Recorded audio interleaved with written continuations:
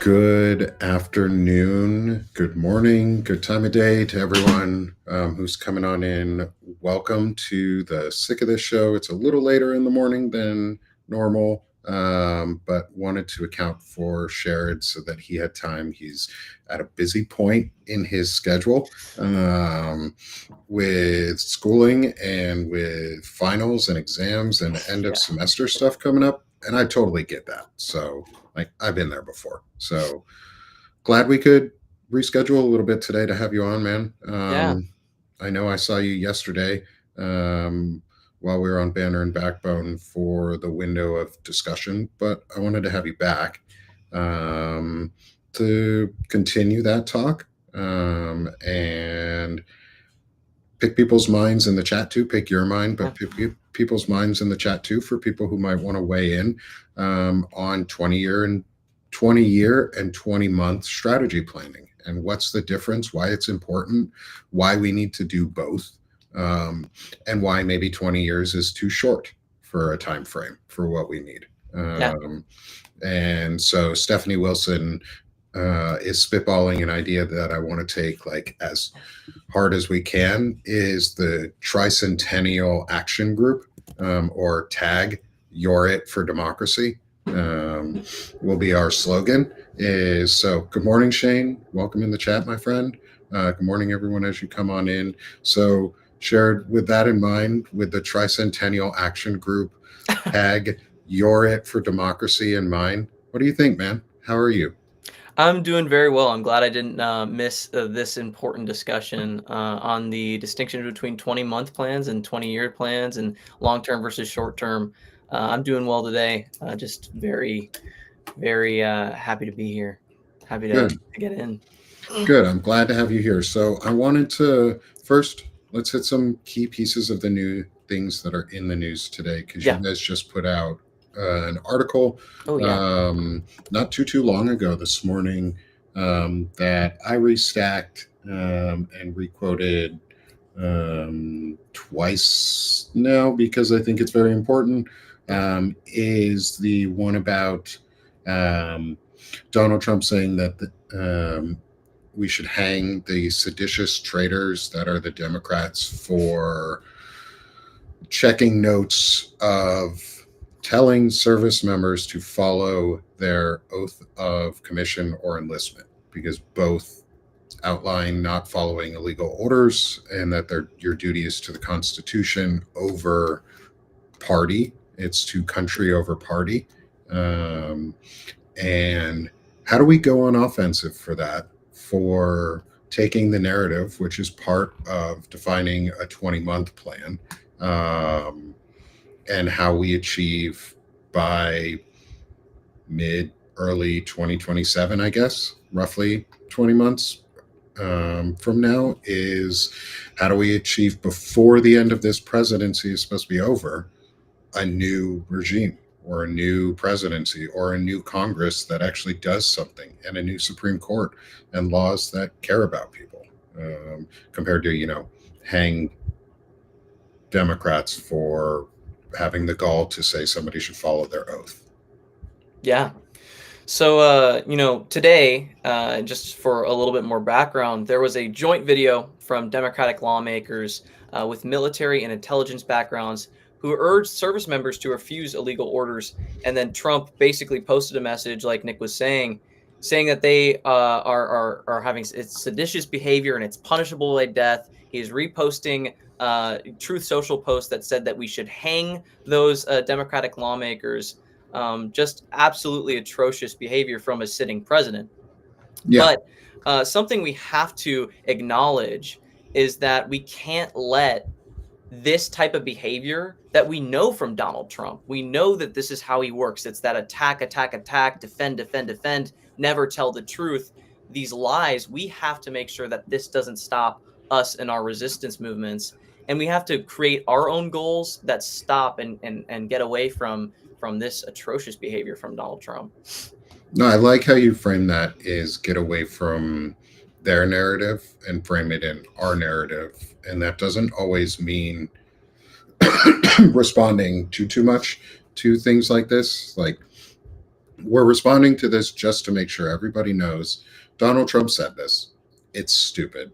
The Democrats are not treasonous or seditious by telling service members to follow their oath of a commission or enlistment.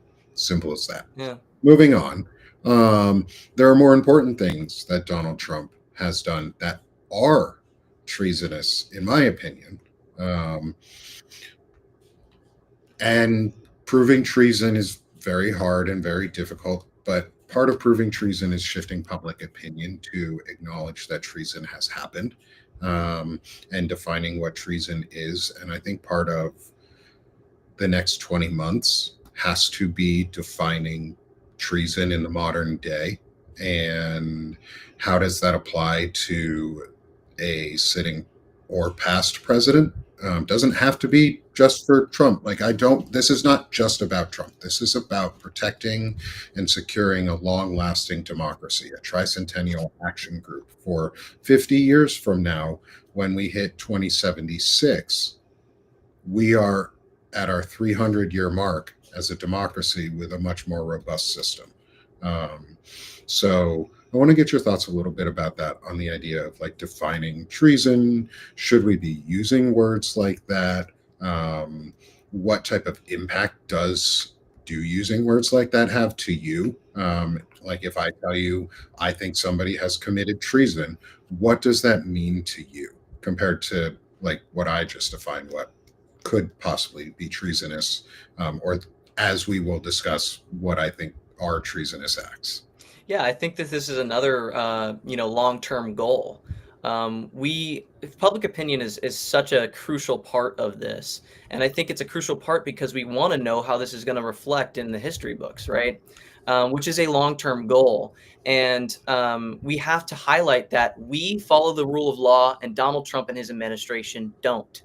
And that highlights it right there. That defines what treason really is. And I was thinking about this. I was talking in a comparative politics class about how like a Nuremberg style trials would go for this administration and Donald Trump.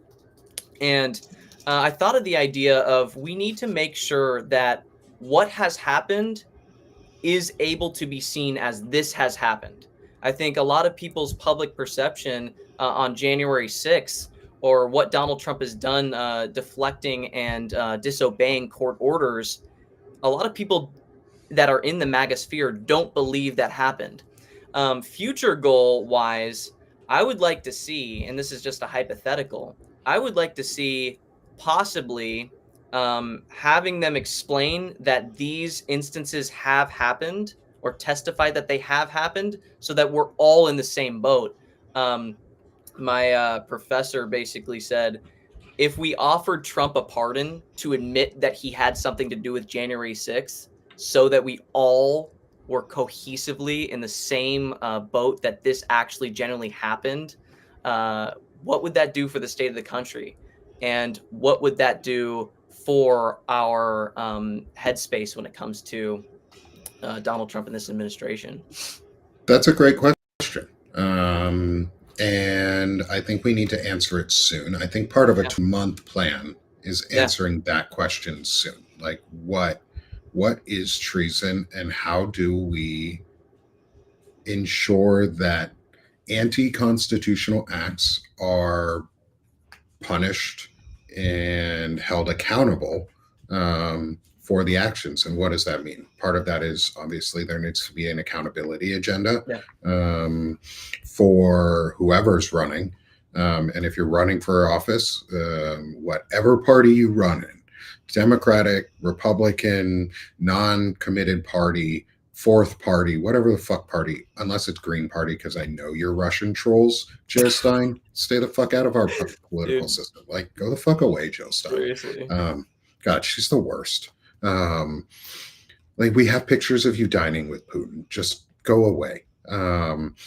But like, first, I want to define treason. And I want to define it through the Constitution. So, Article 3, Section 2 of the US Constitution, and what treason actually is. Because I think taking that message and looking at the heart of treason, doing a little bit of a civics lesson here, is what is treason and how does that apply to short-term goals such as impeachment? Do you need to impeach the president to convict them of treason? Do you need to impeach a lawmaker or a Supreme Court justice or just a judge or just somebody who has committed treason who isn't, or who is in office, not isn't in office, someone who's in office? What is the mechanism for removal? And do we have one in the near term that's available to us? Because there's really not, in a lot of ways, for immediate removals and things like that. But I think we have to ask bold questions on how do we achieve those immediate removals, so that we can have new elections and seats are filled and traitors are not in power. So I'm going to hand over the floor to you here in a second after I define treason. And I want to get your thoughts on the first question I have, which is, do we have to be at war for someone to commit treason? So first, I'm going to read Article 3, Judicial Branch, Section 3, Treason. Clause 1, meaning treason against the United States shall consist only in levying war against them, or in adhering to their enemies, giving them aid and comfort. No person shall be convicted of treason unless on the testimony of two witnesses to the same overt act, or on confession in open court. So that's the meaning of treason. And there's a reason I said the commas, because when it comes to constitutional law, they like to be super specific about where the fuck they put commas. And so we have to use their framing in this one, because the Supreme Court justices are the ones who would rule in the end on whether somebody committed treason. And we know this Supreme Court is fucking bought, sold, and disgusting as shit. So using their terminologies and things, I ask you, just from that definition, do you believe that treason needs to be committed in a time of war? Do we have to actively have a war declared by Congress for an act to be considered treasonous? Like for the president to be considered treasonous? Any of them. Yeah. The president, Speaker of the House, let's say. Yeah, I would say no. A former congressman from Florida. Yeah. I would say no, because it says shall consist only in levying war against them or in adhering to their enemies. And let me pull it up on the screen too, so people can see the text. So this is what I'm showing. This is the Constitution of the United States right here. So it says only in levying war or in adhering to their enemies. I would argue that Donald Trump's conflict of interest with Saudi Arabia would be treasonous. Like we could define treason as adhering to enemies or someone that doesn't have the best interests of the United States. You could say that the economic failures and imposing tariffs on the country, taxes on imports, would be treasonous. You are raising prices for the consumer. You could say that raising Medicaid, not extending ACA subsidies, would be treasonous. You could say so many things that are happening in this Trump administration is treasonous to the low-income individuals, marginalized people across the country. He's committing treason on immigrants that are coming into this country and for a better life, for the pursuit of better work, for better opportunities because of weather in their countries, and they are being. They're coming into legally as well. U.S. citizens are being berated and attacked on the streets. That's treasonous. So I don't think it's in levying war. I think it's the comma section where it says in adhering to their enemies. It's the enemy of the people, and you could say that the enemy of the people is a person, or you could say that it's economic failures. You could say that it's ICE. Specifically, it's not the enemy of the people. It's the enemy of the Constitution. Yeah. When they talk about treason.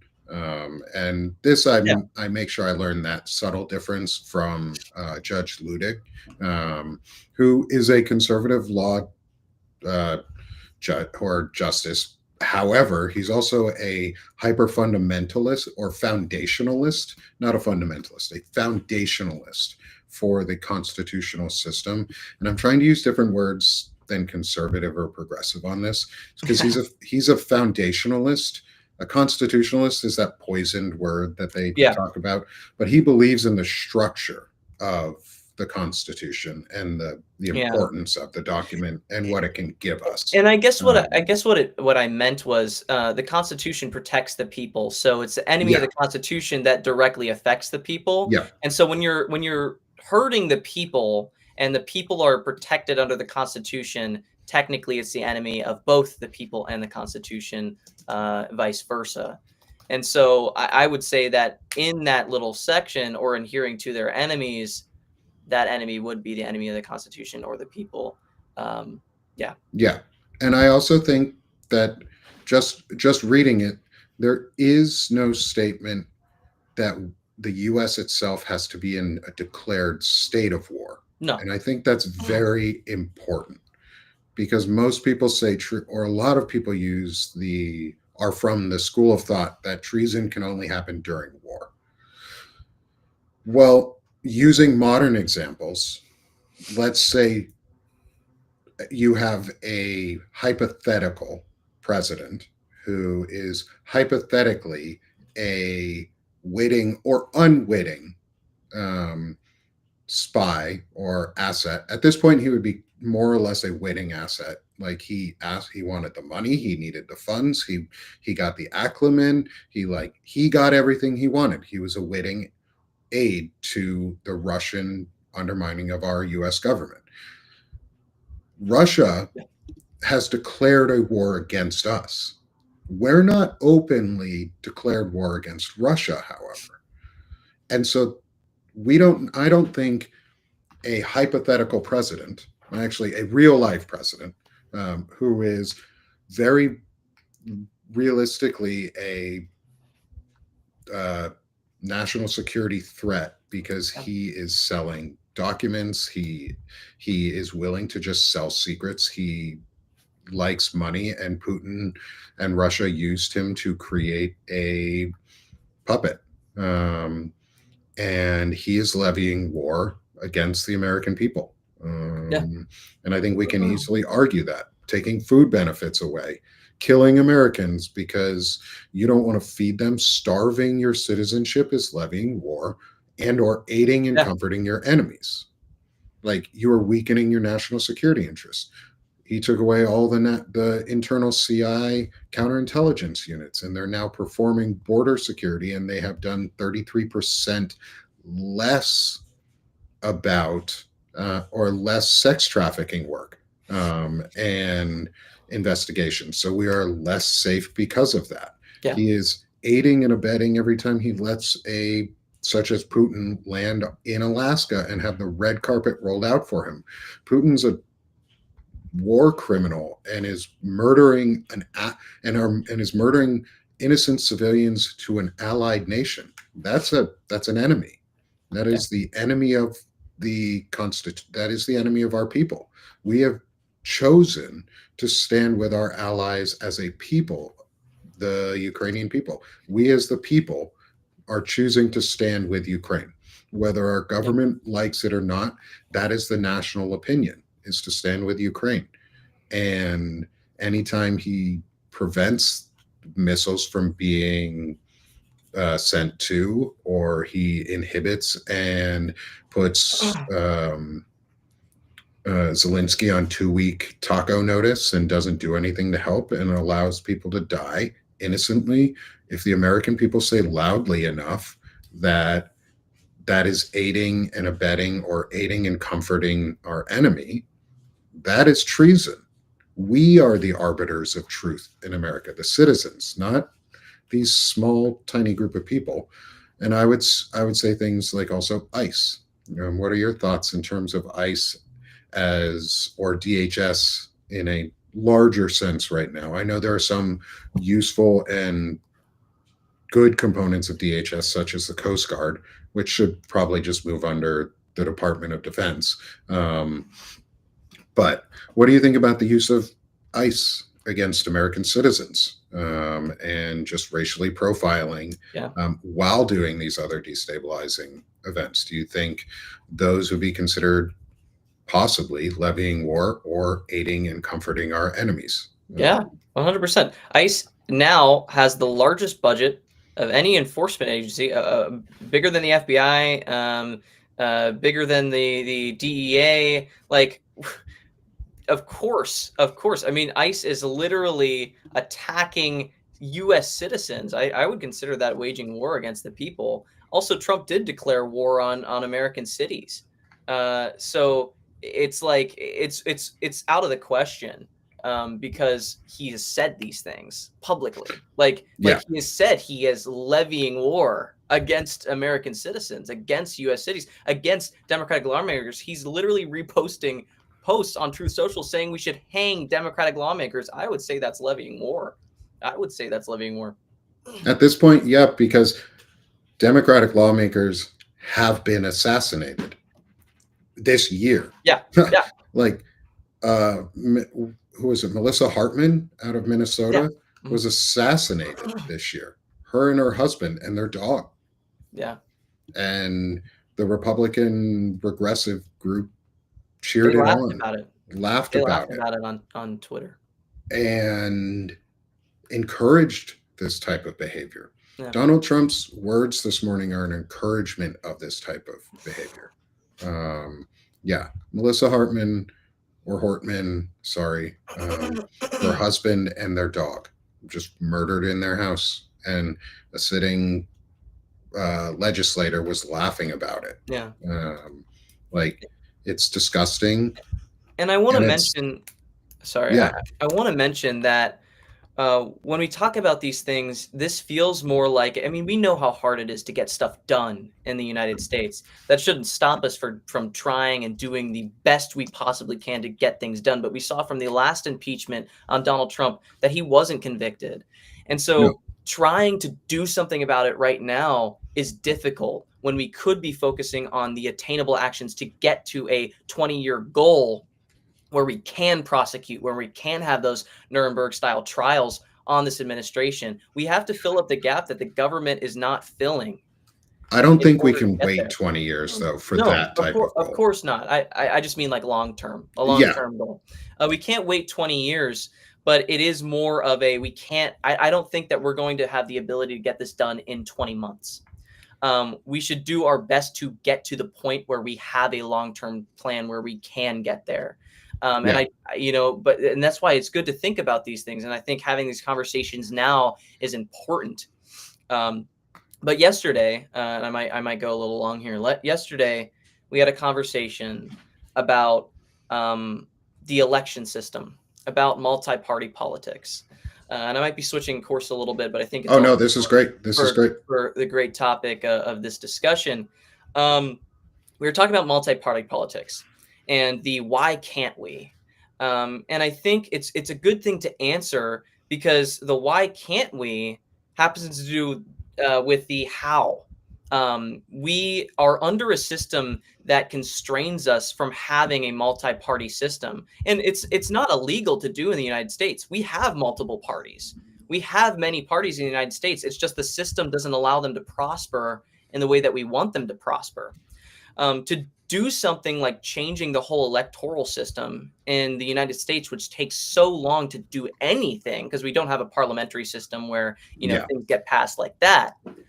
It would take so long, and we can want that long term goal. But what about taking our numbers from, let's say, no kings and contributing to food banks, soup kitchens, taking the 10 million people and doing mass voter drives? Those are the things that we can get done in order to have a long-term plan where we actually can change the electoral system. It feels unrealistic to say that we're going to have a multi-party system within the next 20 months yeah, because in truth, our culture is surrounded by a two-party system. Our sports, our movies, Star Wars, everything is surrounded by this culture. That the and we were talking about Adam Kinzinger and how he's not putting the money into a new party. It's because statistically and culturally it doesn't work. And so a lot of these, and I'm not saying his strategy is a great thing. I don't think his strategy is a good thing. I think a lot of Republicans that are those traditional conservatives like me and you were talking about yesterday think that we regressed when actually, and we did regress literally and metaphorically, Yeah, but the old Republican Party led us here. So technically yeah, we moved forward, and their idea is, why don't we move forward to how the Republican Party used to be? No, we have to do away with it completely. But how realistic is that in the next 20 months? I don't think it is. yeah. Yeah, I think part of it is realistic in the next 20 months. And this, I think, like Derek is saying in the chat, is something that I brought up yesterday and started talking about, was the idea of progressive and regressives, rather than Republicans being conservatives. Is taking some of the words, and I think that's going to be an important topic on some short-term like discussion Yeah. planning on how do we take messaging, how do we build taglines, how do we build mottos, how do we do the things that MAG is actually good at. Like, they're good at stuff. They flood the zone with everything. Why are we afraid to put out all of Yeah. our ideas out there too? Like, flood the zone for democracy. I think that's a short-term and long-term strategy. But like the idea of taking, let's say, the Republican Party, and this is where I think Adam Kinzinger could have a really big impact, is the Libertarian Party is already an established third party that is nationally recognized and can be on ballots everywhere. What's to stop Adam, who would be traditionally, I guess, considered fairly libertarian? My thought is libertarians are just progressives who haven't read enough books. And after meeting Chris Goldsmith, I said that to him, and he's like, that's actually right. It's like, after I started reading more books, I stopped being libertarian. I was like, that's all it is libertarians just need to read more books. Yeah.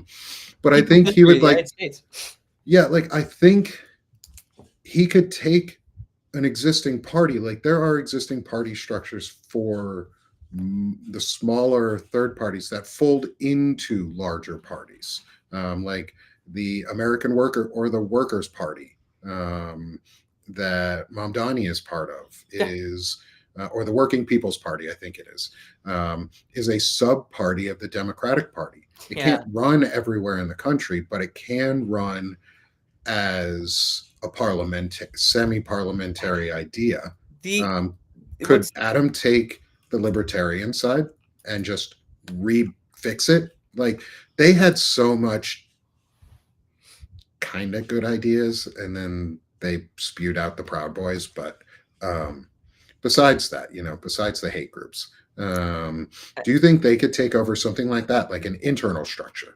I mean, me and Gavin were talking about it yesterday, and Gavin made up a great point, and I thought about it like this, and I was like, wow, you can take the Democratic Party and you can dissect it into 40 different parties, right? You can dissect how many people are a little bit more left. I mean, it's a spectrum, and so I think that there's a huge bracket of people that are running as Democrats that think completely differently than another section. It's like a web, and the different spindles are different viewpoints in the Democratic Party. And I think because we have a culture that is surrounded by a two-party system, and it would take a long time to reform our electoral system to be multi-party, other than libertarian, which you said, which I'll get to. It's extremely difficult when there's money in politics to even reform, because they want extremist candidates because they make more money on extremist candidates. Yes. The DNC runs extremist candidates to make more money. And so, number one, money out of politics, that would also be getting the Supreme Court to overturn Citizens United. Libertarian, I think that he could either run Libertarian or he could run Democratic. I think his strategy is we should bring the Republican Party back to how it used to be. I think it's a terrible strategy, but I don't think that terrible strategies really mean they're a bad person or they're not useful.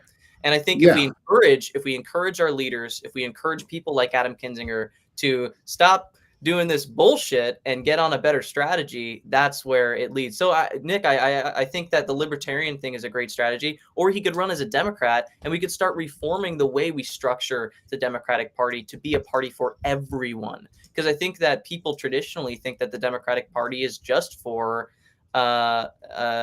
individuals like us, when it's tons of different viewpoints and tons of different paths of life, and we Yeah. could make it something where it is for the people.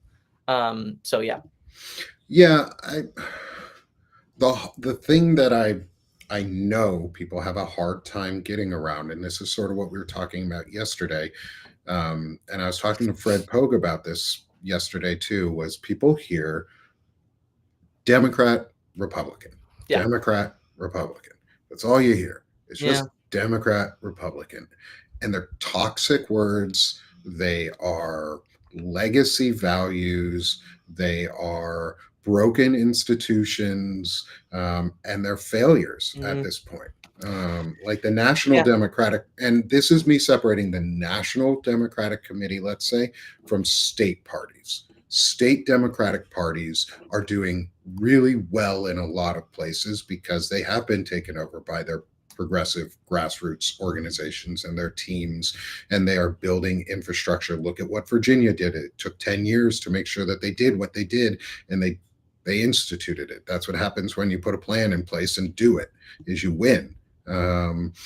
Is like, how do we get the fucking national party out of the way in a lot of ways? Because there's only so many people that are going to be available to run for Congress and or Senate, not federally. I understand locally, very different. Those are very different things that we can talk about on in parallel, as I know local is just as, if not more important than federal races. But federal right now, because the Republicans believe in regressing from a democracy to a authoritarian regime. Ooh, I have a snake. Cool. I have a snake. Awesome. My wife is cleaning his enclosure. That must be awesome. So he's going to be hooked onto my glasses for now. So nobody freak out. I have a snake.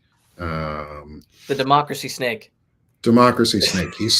He does not get tread on. This snake doesn't get tread on. Yeah. So he's slithering for democracy. And pulling my glasses off, but that's okay. His name is Bucky the Slither Soldier Barnes. So he is aptly named for this kind of work. And the thing is, like, I'm so tired of the parties. I'm tired of the two parties that are in place, because all they do is tell you what we can't do and what we're not able to do and why we must be content with what we have. And the National Democratic Party has a 19% approval rating. Like, how do you get around that? How do you get people to come out to vote for a group that has 19% approval? Yeah. Yeah. So my thoughts are, and maybe this is a little George Washington, John Adams of me, but my thoughts are, I also want to reduce infighting. And when you take a huge bracket and you dissect it into multiple different brackets, and they all vote for, when you don't have that electoral system being completely refurbished and reformed, and you take it, it is more than likely going to cause infighting, and we're not going to be able to pass legislation in the way that we want to pass legislation, because we have so many people that are going, nope, nope, nope, nope, nope, nope, nope, when we could all be kind of uniform and going, this is what we want. And we're going to protect the people in this large bracket rather than protect people in certain small brackets. And I think like we have to protect the marginalized. We have to protect all people in this country. We have to protect the Constitution of the United States. And so I want to reduce infighting as well. And so I think, and we work on plurality. And I was talking about this yesterday, and I was talking to this with Shane and you, like, we almost always get reduced to a two-party system every single time because our electoral system is not reformed.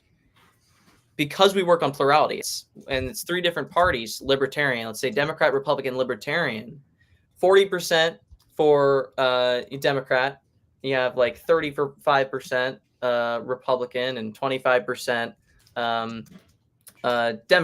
Libertarian. 40% would win, even though 60% of people wanted a different person.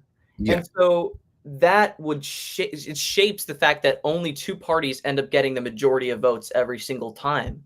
And the way to fix that is by reforming the electoral system completely. And so I like the idea of multi-party politics, but I feel like it's out of the realm. It's out of the realm of accomplishing right now. Like, I think I'm going to push back because that's what I definitely want your opinions on. That's why we're having this conversation, is that Shane is saying in the chat, it's forced teaming. And yeah, that's sort of how the US does it right now, is they force team you. In a lot of states, there are closed primaries and they only allow for two parties to run.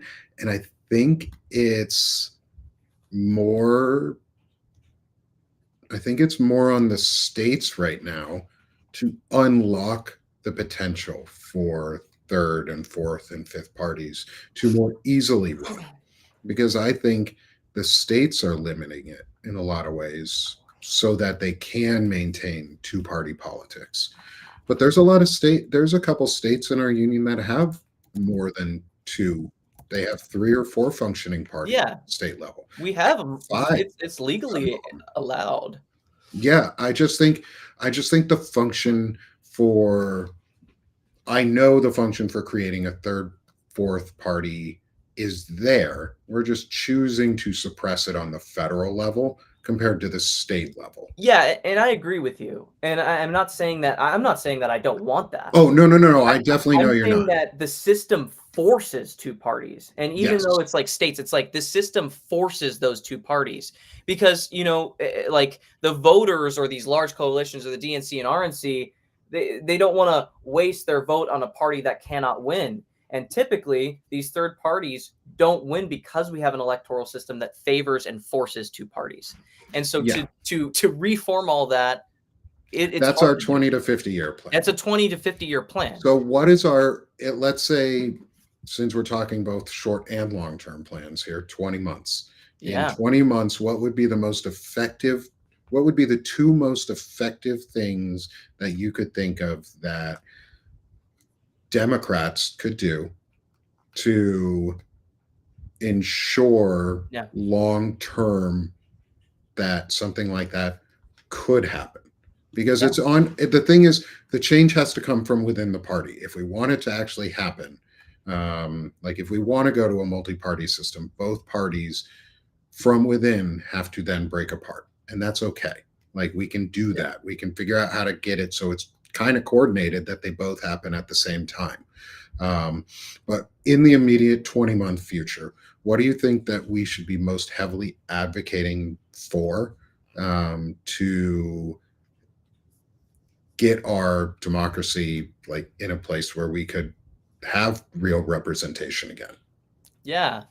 I agree with a lot of the individuals that were in Germany during World War II and what they say now on Tyranny, the book that you read in the book club, anti-fascist book club. I agree that we need more community. And like I said in the beginning of the live, the only thing that is going to protect us is forming basically our own government. Can you hear me? Yeah, I can hear you. Your video froze, but I can still hear you. That's a weird image to freeze on. Anyway, here, let me see if I can reload. Oh, and he'll be back in a second. And this is a great, thank you everyone for providing thoughts and ideas and feedback in the discussion with us. Like I know I'm going to ask Sherrod when he gets back, is around voter rights and the Voting Rights Act, and thoughts on getting rid of the Electoral College, how we can do that, and how close we actually were to accomplishing something like that, which still would not have helped in this election, this past presidential election, because the Democratic Party did not win the majority of votes, so the popular vote would have still won. Is get rid of the Electoral College, or use a electoral system that is based on popular mandate, because and just solely for the president, is the president is the only office that should be by popular vote from every state, not just one or two, like not just a couple swing states. It should be the popular vote from every state, and that's just who wins. That's my opinion. To answer the question in the chat, is who's the author of On Tyranny? That's Timothy Snyder.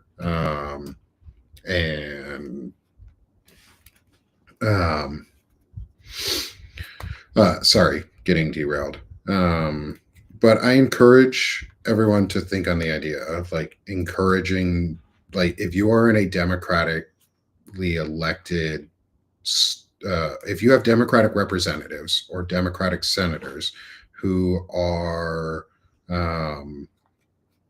sort of waffling and not doing anything, it's on you as their constituent to make your voice be known and heard.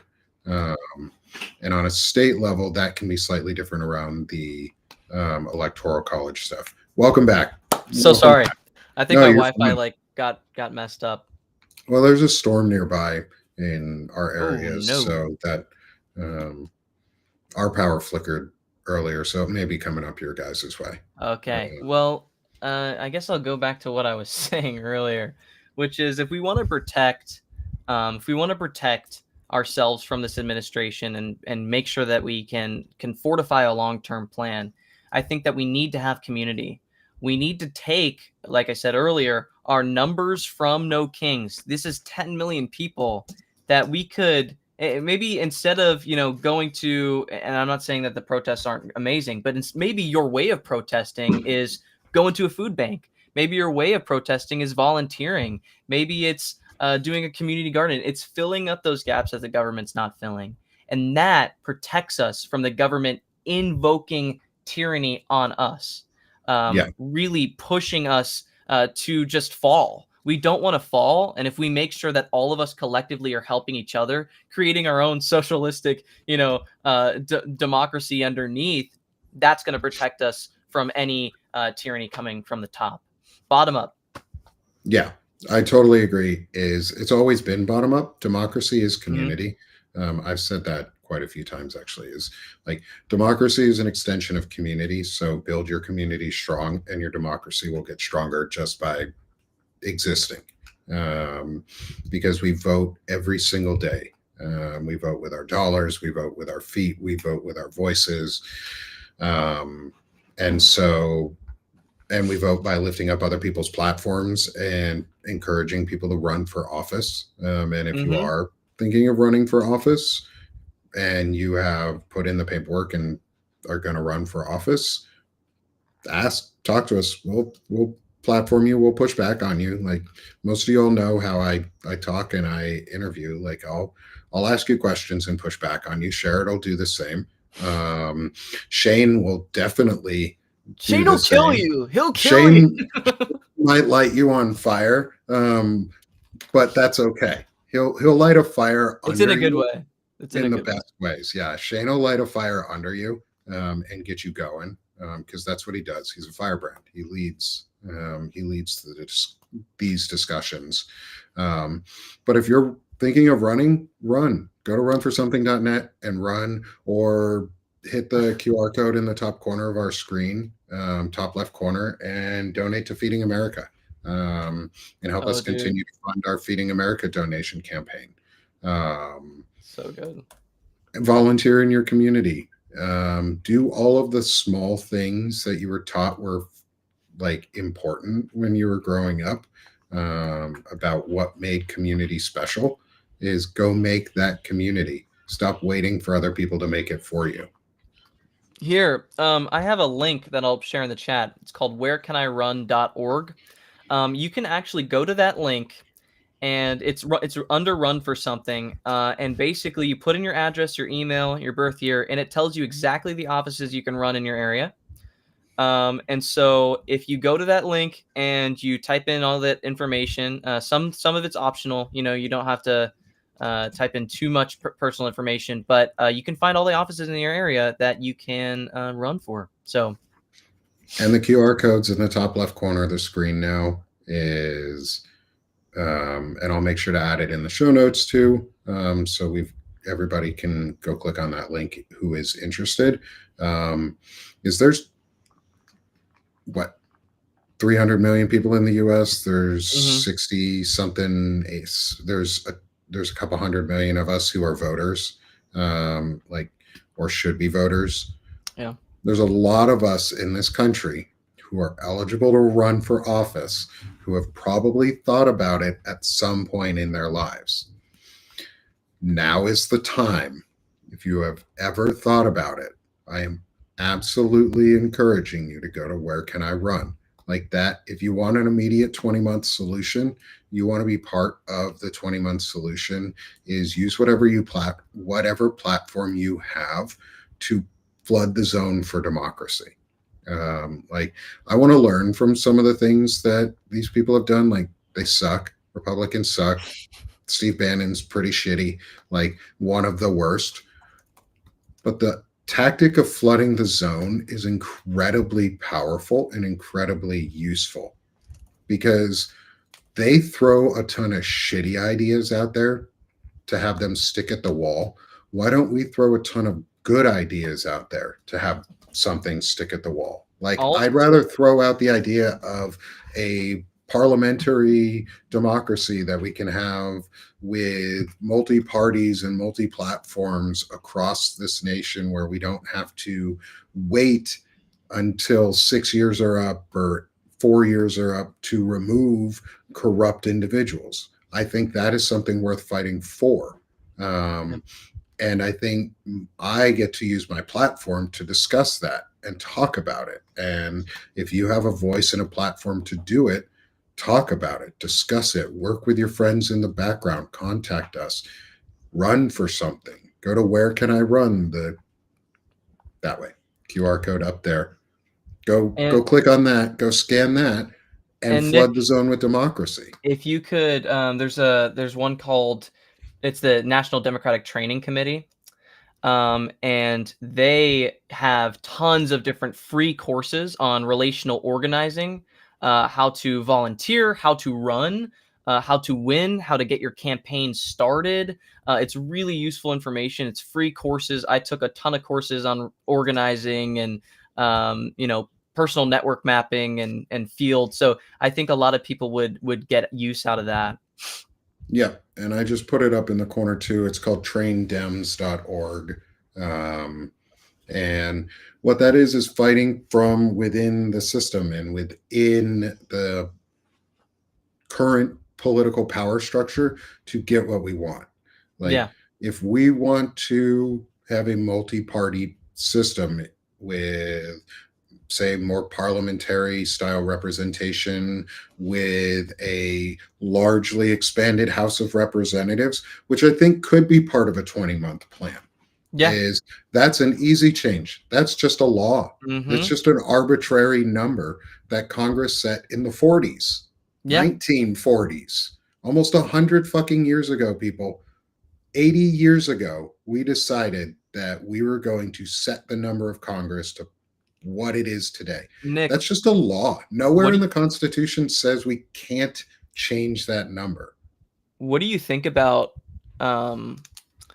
locking the filibuster in, other than for emergencies?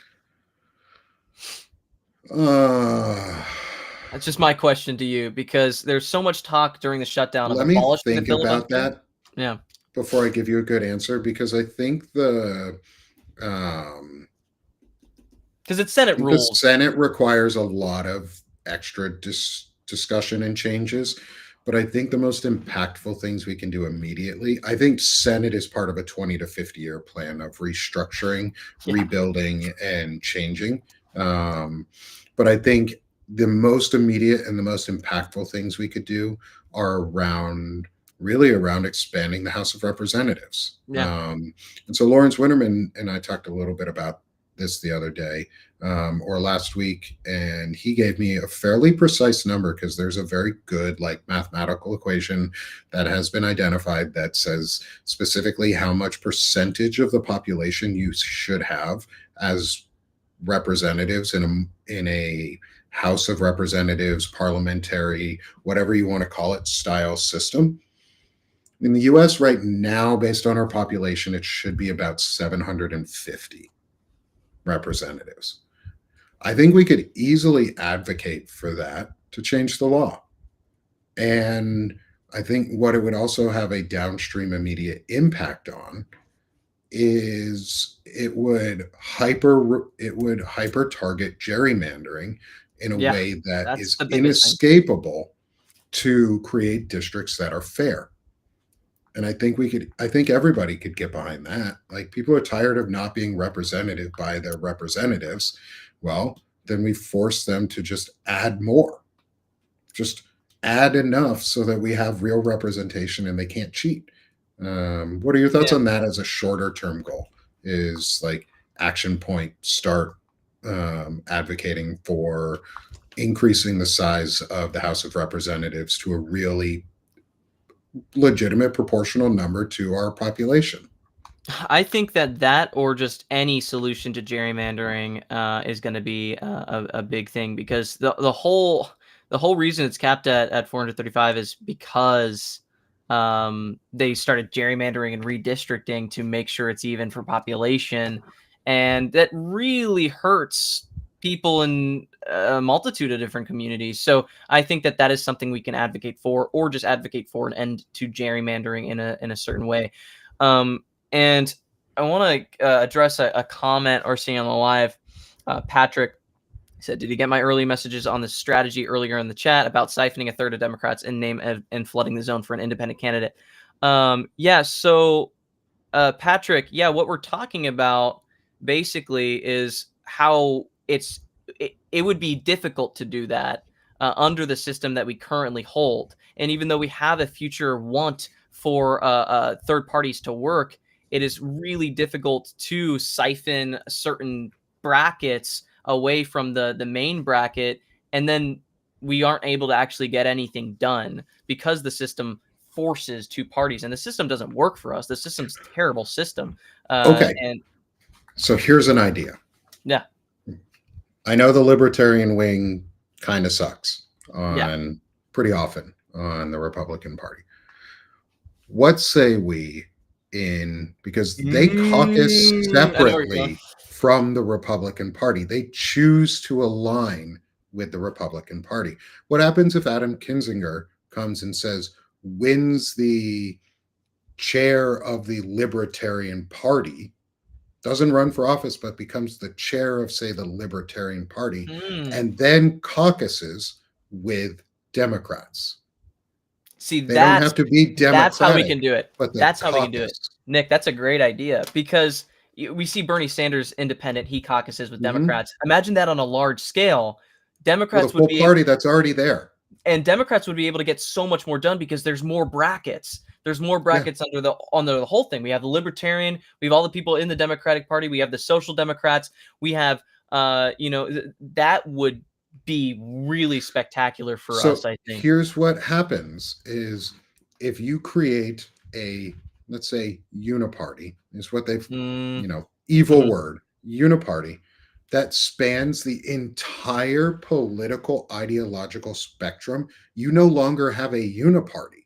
You just have a party that has different wings And that will eventually it's caucus easier. separately, and they Mhm. eventually break themselves apart into And sub that's the parties. 20-50 year plan, because 20, eventually 50 they year will plan. Yeah. eventually they'll start to break themselves apart. That's just a natural progression of this uniparty. I think that that's a Hmm. great idea. I think that the more, and I think that's what we're seeing though. We're seeing social democrats. We're seeing, and I think we can have it be on a larger scale if we encourage these people that are breaking apart from MAGA to do their own. The people Because that you were we, talking about it, it's a horseshoe. It's like yeah, what's easier on the horseshoe of political party alignment or political party structure? Because we're going through a political realignment in America right now. It is not yeah. stopping, no matter what the fuck anybody wants to say. It is happening. There is a political realignment happening right now. How Mhm. do we make it work to our advantage?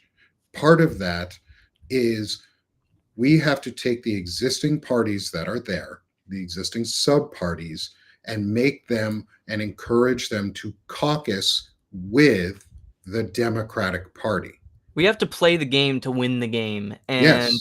right now the game doesn't And work we have to for play us, it to win and too, it's like not just play it. we can't just create a new game and go, well, the old game doesn't work. It's like we have to play the game and reform the code, and that's what we're doing so that we can have a better shot and a better America. And I think that's what Nick and Senator Are you America. able to go a little longer than an hour? Do you have some time to just keep Ooh, talking? I have Shane's live right Oh, after, okay. but Okay, perfect. I don't want to take away from Shane's live. yeah, but this is a great conversation. I'm glad we brainstormed that Dude, because yeah. I'm so glad we got to this point too yeah, before the end because this is a short term goal. Like a yeah, short term 20-month goal is get the Libertarian Party to caucus with the Democratic Party. I think we should be advocating, or even some other party that's already an existing structure that is able to be nationally recognized and caucuses currently with the Republicans, is get former Republicans to take over that wing and do the MAGA thing over, just but caucus into the Democratic Party. Like I yeah, the Tea Party moment. Joe Walsh. Joe Walsh could help a Tea Party moment in the Democratic Party, which would basically be take over the Libertarian Party and caucus it with Democrats. exactly. Such a good idea. Like, And we can't infight. We can't purity test. Like we have to. We and this have isn't to. forgiving them. Yeah, They're it's not not part of the forgiving. Democratic Party. They're just caucusing with us. And They've that's a distinction I think we can allow them to make too, is you don't have to become a Democrat to caucus with the Democratic Party and just fall under the big umbrella. Like nobody cares about the National Party. Fuck them.